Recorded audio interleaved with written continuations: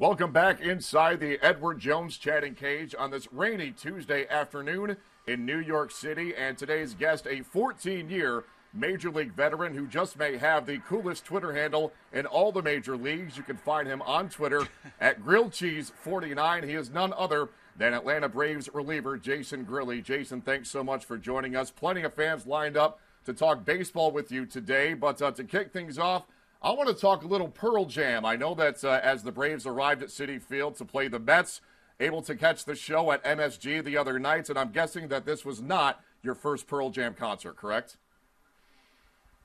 Yeah, it was a good one. Obviously in New York City, I knew it was going to be a good show, and they didn't disappoint. So to be able to work it out, luckily we didn't go too far in the extra innings. That was a big worry in Chicago with the weather as well as the extra inning game, but we made 2 hours of the show, so it was worth it. Absolutely. Eddie Vedder can still put on a performance after all these years. And fans, of course, you have two ways to get involved with today's Edward Jones chatting cage. If you fire up that webcam, simply click on the Get In Line button to go one-on-one with Jason Grilli. But if you're a bit camera shy, that's okay too. You can submit your question through Twitter using the hashtag chattingcage. Okay, Jason, we're going to kick things off on Twitter right now, and a good one right here from Matthew Wegener on Twitter. He says, Jason, how hard was it for you to say no to the Yankees when you were first drafted and opt to go to college instead? Growing up in upstate New York, I was both a fan of the Toronto Blue Jays and the New York Yankees. And the New York Yankees, because of Dave Winfield. I was a big Dave Winfield fan. But, just reaching your dream at 17 in high school in 94. That was the strike year, if people remember that, which we all do. The deal that was made was pretty much the same offer was made to me for a college scholarship at Seton Hall. And I looked across the board. I said, I don't know, baseball's there for me now. As long as I'm healthy, I'm on the board. I might as well go get some college education out of the way. And it wound up actually being a better choice for me because I wound up being the top pick for the New York Giants in '97, 3 years later. And I'm sure plenty of fans with Seton Hall happy with that decision that you made all those years ago. Okay, Jason, right now we've got our first fan lined up on the webcam to fire away inside the Edward Jones chatting cage. So, fan, state your name, your location, and your question for Braves reliever Jason Grilli. I'm Matthew from New Jersey.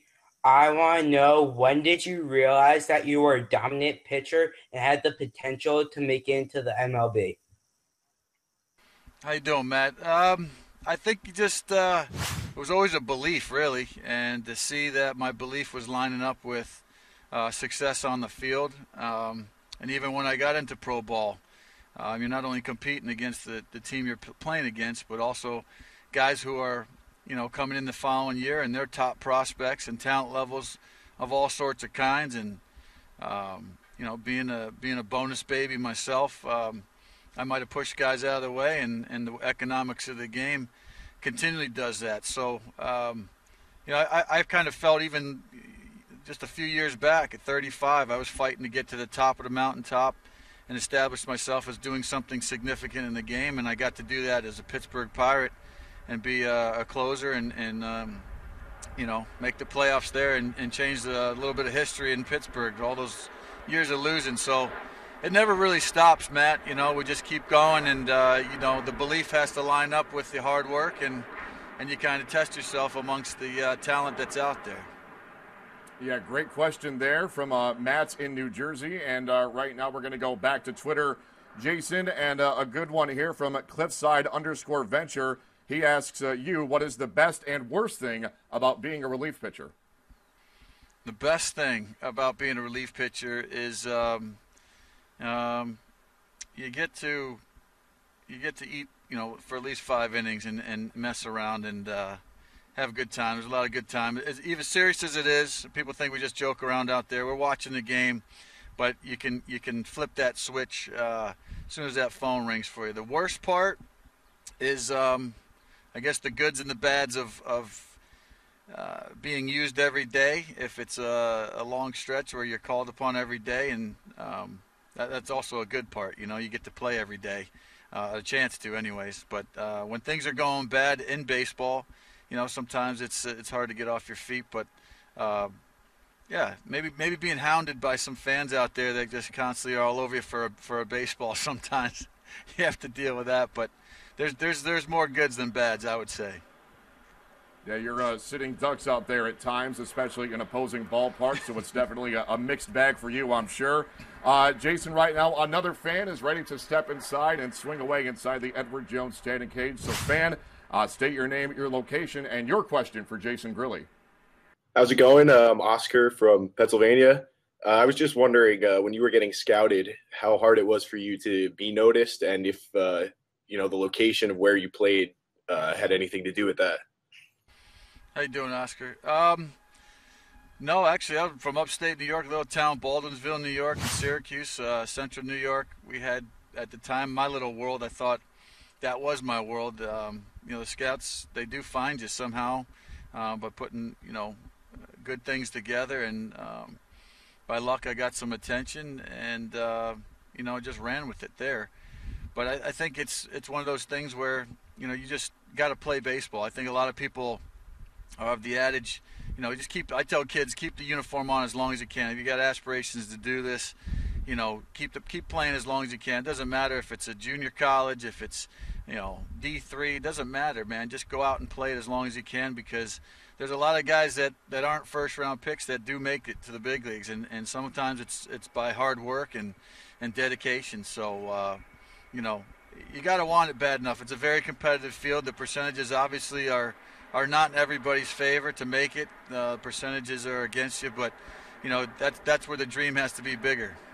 Yeah, great advice, Jason, for anybody looking to fulfill their athletic dreams, especially in a sport as competitive as Major League Baseball. Right now, Jason, we go back to the webcam. Another fan ready to step inside the Edward Jones chatting cage. Fan, state your name, your location, and your question for Jason Grilli.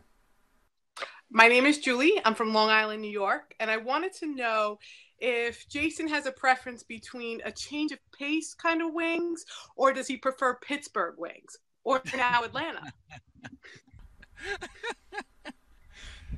Well, thank you, Julie, for that question. I kind of have a feeling I know this chicken wing question pretty well. I'm going to have to go change of pace wings. That's because my dad owns this nice sports tavern up in Syracuse, New York. And hands down, best wings that I've ever had. Bias and no bias included. I heard you have a large Italian family. Do you have a favorite cousin? I have a very large Italian family, and I have a feeling that this is one of them. Is that true, Julie? Yes, it is. It is. Yes, I recognize that Long Island accent. So to give fans some context, thanks for joining me. Take it easy on the home team tonight. She's taking it easy. She's taking it easy on me this time, So again, to give fans a little bit of context, this is Jason's cousin Julie, live on her webcam from Long Island. And Julie, before we let you go, and thank you for chiming in here, you got to give us one family story or anecdote about Jason growing up. But what's something you can tell us that maybe isn't too embarrassing? Oh God, he could do a great dance. Oh, what was that dance, Jason? You know it from Wayne's World. Stop. Wow, she's really stretching this, isn't she? I come all the way to New York for this. This is what I come to New York for, right here. On a beautiful day, standing out in the rain, getting questions like this. Perfect. I think she went easy on you, though, Jason, like you said. I think she could have done a lot worse considering this is a family member. Agreed? Yes, she did. She did. And I don't even remember Wayne's World, so I don't know if I can replicate whatever she's talking about. I have to rewind that, retread that movie. Well, Julie, maybe we'll try to jog Jason's memory at some point. But, again, thank you so much for chiming in here on the Edward Jones chatting cage. I'll get her back. I'm sure you will, Jason. Yeah, we'll have you two interact again at some point down the road. Julie, thank you so much. I don't get mad. I get even. I don't get mad. I get even. Julie, thanks so much. And, Jason, a nice, hopefully a nice surprise for you to hear from your cousin right there, I hope. Absolutely. Hey, she has my number. She doesn't need to go through chatting cage to get in touch with me. I mean, Hey, that's what family's for, right? I guess I'm hard to reach. Yeah, I guess I'm hard to reach. Apparently is what she's really telling me. Great stuff there from Jason and Julie, the Long Island cousins. Jason, we're going to shift gears here, go to the EDJ question of the day. As we talked about at the onset of the chatting cage, you saw Pearl Jam a couple nights ago at MSG. Let's suppose for a moment they're going to play in your backyard. You tell Eddie Vedder to play 5 songs. What are those 5 songs going to be from Pearl Jam? All right. Black, definitely. Corduroy. Better Man. Whipping is my walkout song. And one more.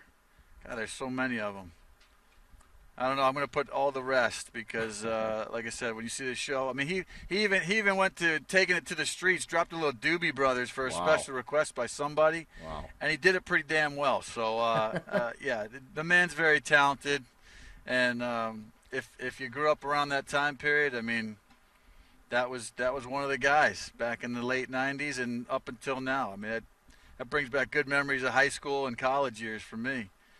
Well, we're in the same age bracket here, so I definitely know where you're coming from. The whole grunge movement from Seattle, early to mid '90s, that was classic stuff. Did they play "Do the Evolution"? That's one of my personal favorites.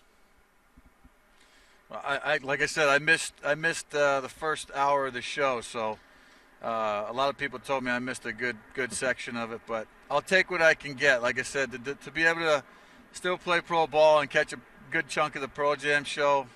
I made it happen, so yeah. If I missed it, I'll get the bootleg, rewind it. There's always a second method. Great stuff, Jason. We're going to go back to the webcam right now. Another fan ready to step inside the cage. State your name, your location, and your question for Jason. My name is Austin Friedman. I'm from New Jersey. What is it like to be a veteran on your team, on such a young team as the Braves? Yeah, gotcha, man. Nice question. Well, I think it's twofold. Being a veteran, I always hope to be one just because it means I played a while. And to be a guy that when I came into the league, you know, I had a good couple veterans take me under their wing. So, you know, I'm just trying to pass that baton, do what was done for me. Obviously, we have a lot of young players, a lot of young talent, and just trying to share the knowledge and guide the guys the way that I've been guided to love and respect this game. So try to keep them out of trouble, try to keep them laughing, having a good time under all this pressure and stress to crack in and be a mainstay at the big league level. Great stuff today from Braves reliever Jason Grilli. Jason, thank you so much for the time and good luck in the rest of your series at Citi Field against the New York Mets. That'll wrap it up for this Tuesday edition of the Edward Jones Chatting Cage. Be sure to join us again next time right here on MLB.com.